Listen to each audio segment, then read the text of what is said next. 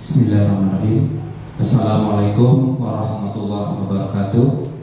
Alhamdulillahirabbil alamin wa bihi nasta'in 'alal umuri dunya waddin wa ala alihi wa sahbihi ajmain amma ba'du. Rabbi shrah li sadri wa yassir li amri wa hlul 'uqdatam min lisani yafqahu qawli amma ba'd. Pertama-tama marilah kita panjatkan puji dan syukur kepada Allah Subhanahu wa taala.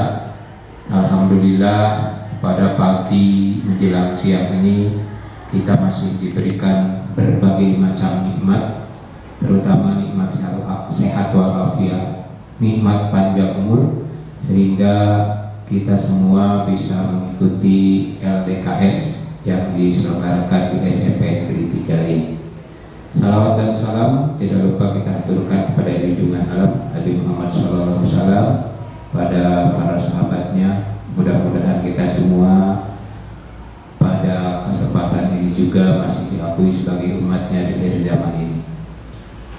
Anak-anakku sekalian, peserta LDKS yang berada di rumah, mungkin ada sedikit berbeda LDKS pada kali ini dengan LDKS sebelumnya, karena biasanya kita langsung tatap muka, tetapi karena kondisi COVID-19 ini, maka LDKS pada kali ini kita laksanakan secara online. Namun ada juga nanti acara tatap mukanya insya Allah yang akan dilaksanakan pada hari Sabtu yang akan datang. Anak-anakku sekalian, walaupun kondisi seperti ini, mudah-mudahan tidak mengurangi keseriusan kalian, juga tidak mengurangi ketercapaian dari tujuan kegiatan LDKS ini. Anak-anakku sekalian, pada pagi hari ini akan bersama-sama kalian belajar tentang materi keorganisasian.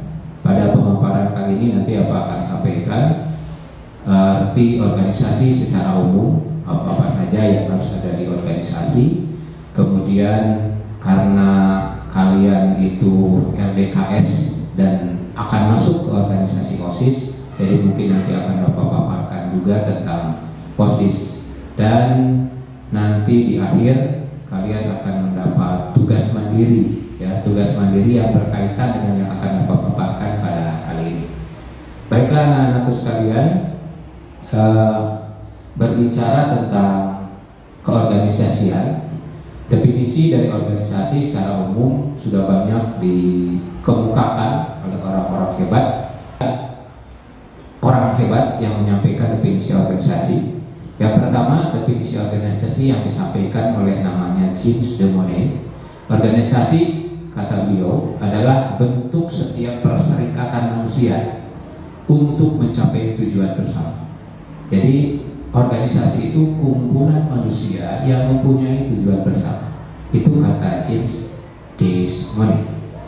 Kemudian ada orang hebat lain mengatakan, bernama Stoller, organisasi adalah suatu pola hubungan yang melalui orang-orang di bawah pengarahan atasan untuk mengejar tujuan bersama. Jadi intinya kedua pendapat tersebut mirip, ya, hampir sama. Ada satu orang hebat lagi yang bernama Stephen Verowitz. Beliau mengatakan organisasi adalah kesatuan sosial yang dikoordinasikan secara sadar dengan sebuah batasan yang bekerja atas dasar yang relatif terus-menerus untuk mencapai suatu tujuan bersama atau sekelompok tujuan. Jadi kalau melihat dari definisi organisasi yang disampaikan oleh orang-orang hebat tadi, ternyata organisasi itu adalah sekumpulan orang yang memiliki tujuan bersama dengan atas arahan pimpinan. Artinya ada pimpinannya, ada petugas-petugasnya, ada anggota-anggotanya. Kita lanjutkan, dilihat dari organisasi yang ada. Jenis organisasi ini sebenarnya dibedakan hanya dua macam saja, yaitu organisasi formal dan organisasi non formal. Organisasi formal yaitu organisasi yang resmi. Ambil contoh saja, misalnya di sebuah negara merupakan organisasi, ya, organisasi resmi. Kemudian kalau perusahaan juga itu organisasi resmi, di sekolah juga organisasi resmi. Jadi termasuk OSIS adalah organisasi resmi karena berada di sekolah. Organisasi informal dia kumpulan juga, tetapi tidak resmi, tidak ada aturan-aturan baku. Contohnya di lingkungan, misalnya kalian suka ketemu dengan kelompok ibu-ibu arisan. Nah, dia punya tujuan juga, tetapi tidak ada aturan-aturan tertentu yang mengikat, hanya kesepakatan mereka. Contohnya itu arisan ibu-ibu. Kalau misalnya kita ada kelompok belajar, nah, jadi secara jenis organisasi tadi dibagi dua, organisasi formal dan organisasi informal. Kemudian organisasi juga bermacam-macam. Ada organisasi kemasyarakatan, organisasi sosial. Ini mungkin banyak ditemukan di lingkungan kalian. Misalnya ada Karang Taruna. Kalau di masjid mungkin ada remaja masjid. Kemudian ada kelompok-kelompok sosial lain. Itu namanya organisasi kemasyarakatan. Kemudian kalau di sekolah, nah nanti OSIS ya. Kalau selain di sekolah menengah juga di kemahasiswaan, biasanya mungkin kamu kenal dengan istilah BEM ya, untuk mahasiswa.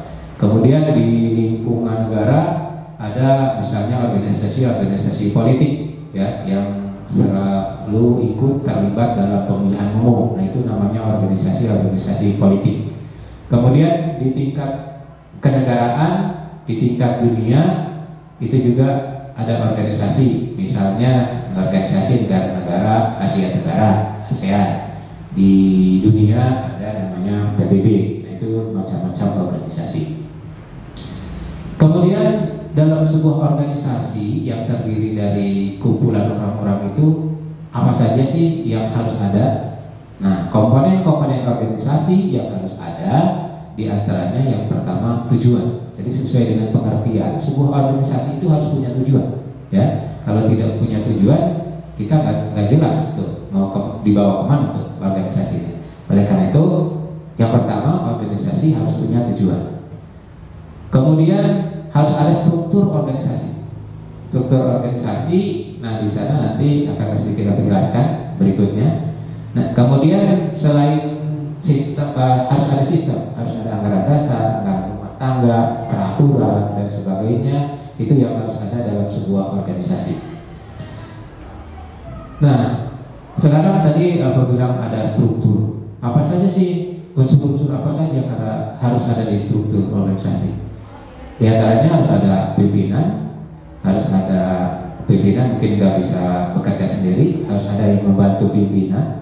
Kemudian di bawahnya ada pelaksana tugas pokok, pelaksana tugas fungsional. Jadi dalam struktur itu kurang lebih ada seperti itu. Nah, kenapa sih harus ada struktur? Kan bekerja bersama-sama. Nah, struktur organisasi itu diperlukan agar menentukan kejelasan kedudukan. Di dalam organisasi itu kita jelas sebagai apa? Sebagai ketua kah, sebagai wakil, sebagai pelaksana, atau sebagai anggota. Itu bisa terlihat jelas dari struktur yang ada. Kemudian struktur juga supaya jelas uraian tugasnya apa. Nah, nanti untuk kegiatan OSIS mungkin akan sedikit kita jelaskan tugas-tugasnya. Kemudian hubungan antara pemimpin, antara pelaksana dan sebagainya juga akan jelas jalur hubungannya. Itu fungsi dari struktur organisasi. Jadi sekali lagi, dalam sebuah organisasi, pertama tadi harus memiliki tujuan, harus memiliki struktur, kemudian harus mencari aturan yang jelas tentang keorganisasian sehingga tujuan yang diinginkan bisa tercapai. Anak-anakku sekalian, kalian pada hari ini sudah mengikuti kegiatan LDKS. Kalian harus tahu LDKS itu salah satu jalan untuk menuju kepada organisasi yang bernama OSIS. Nah, sekarang akan Bapak sedikit uraikan tentang organisasi OSIS. Kalian mungkin sudah mengenal istilah OSIS, terutama untuk kelas 8 yang sekarang menjadi peserta LKS, karena OSIS ini adanya di sekolah menengah, di tingkat SMP, di tingkat SMA, di tingkat SMK. Bagi yang kalian kelas 7 mungkin di SD belum kenal OSIS ya. Jadi sekarang apa sedikit jelaskan, OSIS sendiri kepanjangannya dari organisasi siswa intrasekolah. Organisasi siswa artinya dari segi namanya saja organisasi ini diperuntukkan untuk siswa. Intrasekolah artinya ada di dalam sekolah. Dan OSIS mulai ada di tingkat sekolah SMP, SMK, dan SMA. Nah, OSIS juga adalah bentuk organisasi yang sama dengan organisasi-organisasi yang lain, biasanya memiliki simbol. Kalau kalian lihat di partai-partai, ada partai memiliki bendera yang bersimbol misalnya pohon beringin, ada yang bersimbol kepala banteng dan sebagainya. Simbol-simbol itu memiliki arti atau punya arti bagi organisasi tersebut. Termasuk OSIS. OSIS punya simbol. Nah, simbol OSIS itu kalau dilihat di layar ini depan ada pojok kanan kalian ya, itu simbol OSIS. Simbol OSIS juga memiliki arti ya. OSIS lambangnya hampir sama sebenarnya SMP, SMK, cuma yang membedakan di warna dasar. Kalau kalian perhatikan ini untuk SMP warna dasarnya mengarah ke warna kuning. Nah, itu pun tidak sembarangan. Warna kuning mempunyai arti itu warna kehormatan yang agung. Dan melalui organisasi OSIS dianggap siswa SMP itu mampu memberikan sumbangan nyata kepada tanah air ya melalui organisasi OSIS. Kemudian kalau kalian perhatikan di simbol atau di logo OSIS juga kalian lihat ada bunga bintang sudut 5. Nah, di situ ada bunga bintang sudut 5, itu mengartikan bahwa OSIS itu juga berdasarkan Pancasila. Artinya organisasi ini organisasi yang tidak menyimpang dari aturan negara, mengikuti aturan Pancasila. Kemudian kalian kalau perhatikan di simbol OSIS itu juga ada gambar buku terbuka. Buku terbuka apa artinya? Kalau buku dibuka artinya bukunya dipelajari. Artinya orang yang masuk dalam organisasi OSIS identik dengan memiliki keinginan untuk belajar keras menuntut ilmu sebagai perwujudan pembangunan bangsa. Kalau kalian perhatikan juga, selain ada buku terbuka, di atasnya ada tuh tangan terbuka. Di bahasa Indonesia mungkin kalian sudah belajar, tangan terbuka itu artinya suka menolong. Nah, OSIS pun dengan simbol tangan terbuka menunjukkan kesediaan menolong orang lain apabila ada yang membutuhkan. Jadi kalian yang masuk ke OSIS ini, yang ikut LDKS pada hari ini, harus juga punya keinginan menolong orang lain apabila orang lain ingin membutuhkan.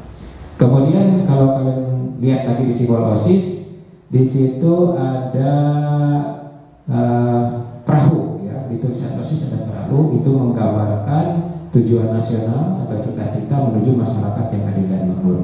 Kemudian ya yang terakhir di samping kiri kanan itu ada gambar padi dan kapas, ada butiran-butiran padi, itu adalah angka keramat bagi bangsa Indonesia karena menunjukkan hari kemerdekaan 17 Agustus 1945. Nah, itulah simbol atau logo dari OSIS. Jadi kalian harus mengenal. Nah, biasanya kalau kalian ini suka bawa-bawa nih tanpa disadari, tapi tidak berbentuk bendera. Kalau bagi siswa SMP, SMA, SMK, simbol OSISnya dibawa biasanya di saku ya, dipasang di saku baju warna putih ya kalau untuk SMP. Kemudian kalau nanti kalian sudah masuk ke organisasi OSIS, harus tahu juga tugas OSIS itu apa. Nah, OSIS itu bertugas untuk mengendalikan aktivitas siswa agar mencapai tujuan yang positif. Mengendalikan siswa, aktivitas siswa agar mencapai tujuan yang positif. Artinya kalian yang punya keinginan tergabung di pengurusan OSIS sudah jadi orang-orang yang baik, karena akan mengendalikan orang lain supaya mengikuti atau melakukan aktivitas yang positif. Kalau kita ingin mengendalikan orang lain agar positif, artinya kita sendiri pasti sudah positif. Apa yakin? Kalian yang ikut LDKS pada hari ini adalah orang-orang yang baik, orang-orang yang berpikiran positif. Sehingga nanti kalau sudah masuk ke pengurusan OSIS, mampu mengendalikan teman-teman yang lain agar selalu mengikuti kegiatan-kegiatan yang positif. Siswa yang tergabung kepada OSIS atau kepengurusan OSIS, siapa yang berhak?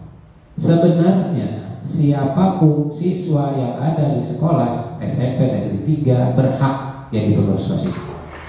Namun karena pengurus OSIS itu tidak sembarangan, pengurus OSIS juga harus berpengalaman, maka ada tahapan-tahapan tertentu untuk menjadi pengurus OSIS.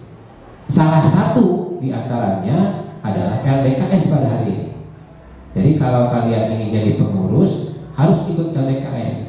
Berarti kalian orang yang tepat, karena hari ini sudah mengikuti LDKS. Kemudian yang menjadi pengurus karena organisasi siswa, berarti siswa yang menjadi pengurusnya. Idealnya orang yang masuk dalam kepengurusan adalah orang yang berpengalaman. Kalau di SMP biasanya yang menjadi pengurus inti itu kelas 8. Kenapa dipilih kelas 8? Karena kelas 8 dianggap beban belajarnya tidak terlalu berat dibandingkan dengan kelas 9 yang lulus. Juga lebih berpengalaman dibandingkan dengan kelas 7 yang baru masuk. Maka tepat sekali kalau pengurus inti diambil dari kelas 8. Namun tidak menutup kemungkinan bagi kalian siswa kelas 7 yang mampu bisa masuk di kepengurusan OSIS. Ya, semua tentu dari belajar. Nanti dari belajar, dari pengalaman akan muncul kemampuan untuk menjadi pengurus OSIS. Idealnya juga kepengurusan OSIS itu mewakili seluruh kelas. Nah, mudah-mudahan nih yang ikut LDKS pada hari ini pun mewakili seluruh kelas. Juga yang ideal selain mewakili seluruh kelas juga seimbang antara laki-laki dan perempuan. Nah, idealnya begitu. Kemudian tadi dikatakan di dalam sebuah organisasi ada struktur, ya, ada tugas dan tanggung jawab dari pengurus-pengurus. OSIS walaupun dari singkatannya organisasi siswa, tetapi karena berada di lingkungan sekolah, maka dalam struktur organisasi ada pembina. Selain pengurus, ada pembina. Kalau pengurus dari siswa, pembina dari sekolah. Yang menjadi pembina siapa? Yang menjadi pembina OSIS terdiri dari kepala sekolah, wakil kepala sekolah, dan guru yang ditunjuk sebagai pembina OSIS. Pada dasarnya struktur organisasi di OSIS SMP, SMA, SMK itu hampir sama. Mungkin yang membedakan hanya kebijakan atau peraturan yang ada di sekolah masing-masing saja. Nah, ini nanti struktur OSIS harus kalian buat sebagai tugas mandiri di rumah, dan nanti tugasnya harus dikumpulkan ke sekolah. Apa-apa saja yang harus ada di struktur organisasi, kalian bentuk bikin struktur organisasi dalam bentuk bagan, ya. Jadi silakan nanti cari. Namun sebelumnya menjelaskan dulu bahwa di struktur itu ada unsur kepala sekolah, karena kepala sekolah adalah sebagai penanggung jawab seluruh kegiatan yang ada di sekolah, termasuk kegiatan OSIS dan kepengurusan OSIS. Jadi jelas kepala sekolah ada di dalam struktur. Kemudian kepala sekolah juga karena dia juga tidak khusus mengurusi OSIS saja, banyak tugas yang lain, dia mewakilkan kepada wakil kepala sekolah bidang kesiswaan. Nah, bidang kesiswaan juga supaya terbantu pelaksanaannya dibantu oleh pembina OSIS. Nah, yang langsung nanti akan berhadapan dengan kalian lebih banyak pembina OSIS, karena pembina OSIS punya tugas bertanggung jawab terhadap seluruh rencana dan pengelolaan pembinaan dan pengembangan OSIS di sekolah. Pembina OSIS juga memberi nasihat dan saran pada perwakilan kelas dan pengurus OSIS. Kalau misalnya ada pengurus OSIS yang baru, ada pengesahan, pelantikan, pembina OSIS juga bertanggung jawab untuk mengesahkan dan melantik pengurus yang baru. Kemudian kalau ada rapat OSIS, pembina menghadiri rapat. Kalau ada kinerjanya sudah selesai, mengevaluasi kinerja OSIS yang sudah berjalan. Kemudian di OSIS ada ketua. Nah, nanti kalau kalian ada yang terpilih jadi ketua, harus tahu tuh tugasnya apa. Di antara tugas ketua adalah memimpin organisasi, jadi sebagai pemimpin dalam organisasi OSIS. Kemudian menetapkan kebijakan, menyusun program kerja, mengkoordinasi seluruh anggota kepengurusan. Kalau ada rapat, memimpin rapat. Kemudian mengevaluasi kinerja seluruh anggota kepengurusan. Supaya tidak berat, ketua OSIS dibantu oleh wakil ketua. Wakil ketua ngapain? Kan udah ada ketua.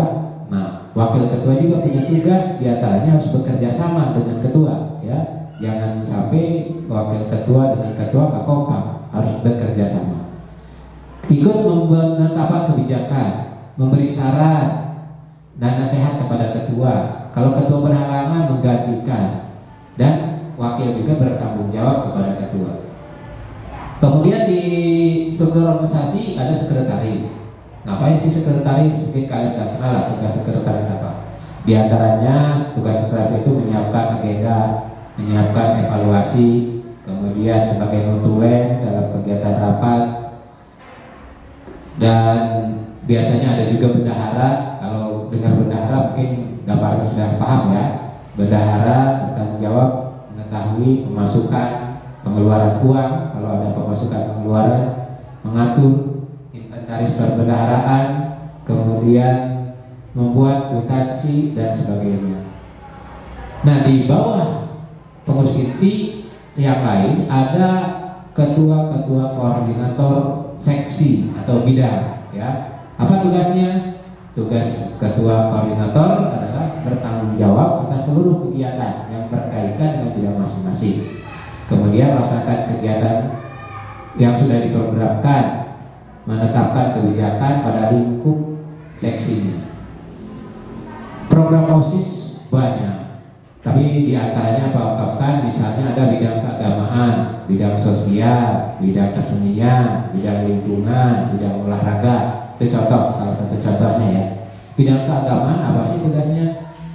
Bidang keagamaan misalnya mengadakan kajian untuk agama, karena di sini agamanya tidak muslim semua, jadi yang muslim ada kajian agama muslim Islam, yang non muslim mengikuti kajian agama non muslim. Jadi semua harus berjalan. Jadi jangan sampai karena berbeda agama, kegiatan keagamaannya ada yang tertunda, ada yang tidak berjalan dengan baik. Semua harus berjalan. Nah, itu salah satunya tugas dari OSIS untuk mengendalikan kegiatan tersebut. Bidang sosial apa? Misalnya mengadakan bakti sosial, penggalangan dana, itu. Bidang kesenian mengadakan event, misalnya pentas seni, kemudian kalau ada lomba-lomba mengikuti lomba. Bidang lingkungan tugasnya melakukan kinerja penyuluhan berkaitan dengan lingkungan, atau karena kebetulan sekolah kita nih termasuk sekolah adiwiyata, nanti bidang lingkungan bisa membantu kegiatan adiwiyata. Bidang olahraga, misalnya melakukan kegiatan olahraga, pertandingan berkala. Kalau misalnya di akhir dan kebetulan kita masuk tatap muka, suka ada tuh namanya pertandingan antar kelas. Nah, itu salah satu tugas dari bidang olahraga. Kalau dilihat dari tugas OSIS ternyata memang banyak. Namun kalian jangan khawatir, karena kalau nanti kalian sudah tergabung di OSIS, kalian itu akan memiliki pengalaman organisasi. Pengalaman organisasi Di antaranya kalian bersosialisasi dengan yang lain, belajar berkomunikasi dengan yang lain. Hal ini akan kalian rasakan kalau mungkin pada saat jadi pengurus OSIS belum terasa dengan baik, tapi nanti setelah kalian keluar dari sekolah, berada di masyarakat, pengalaman jadi pengurus OSIS akan terbawa dan akan mulai terasa. Kemudian di OSIS juga nanti kalian akan dipupuk jiwa kepemimpinannya, akan memiliki kemampuan manajemen waktu yang baik.